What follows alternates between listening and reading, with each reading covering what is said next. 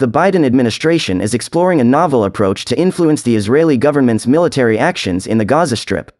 According to sources, the US is contemplating the strategic use of weaponry sales to Israel as leverage, seeking to compel Prime Minister Benjamin Netanyahu to heed long-standing US calls for de-escalation. Under the guidance of the White House, the Pentagon is currently evaluating the weaponry requested by Israel, examining potential leverage options. While no decisions have been finalized, sources reveal that the U.S. is considering slowing or pausing deliveries, hoping to prompt Israeli action, particularly in opening humanitarian corridors to aid Palestinian civilians.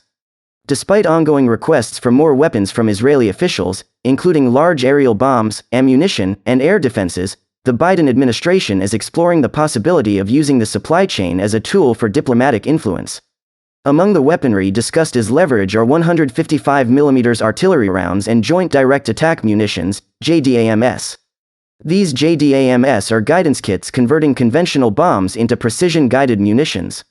While air defenses and systems protecting Israeli civilians are less likely to be affected, the administration is primarily focusing on reviewing offensive military equipment for potential withholding or delay.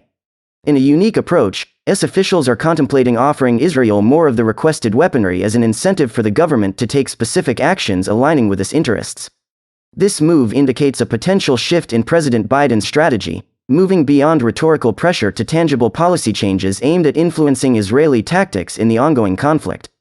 The administration's efforts come after weeks of failed attempts to convince Netanyahu to alter military strategies and minimize civilian casualties. Amidst these developments, some Democrats in Congress have been urging the administration to exert more pressure on Israeli officials. A spokesperson for the National Security Council defended the administration's stance, emphasizing President Biden's commitment to supporting Israel's right to self-defense while adhering to international humanitarian law.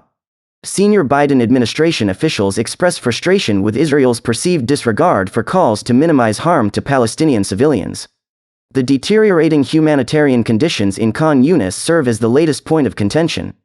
This frustration has escalated within the Pentagon, with White House officials privately expressing exasperation at Netanyahu's handling of the conflict.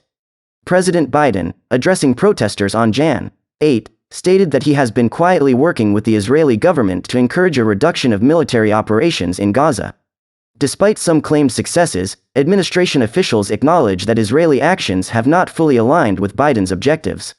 The administration, while defending its policy, insists that it has been supporting Israel since October 7 and will continue to do so. There is no reported change in policy at this time.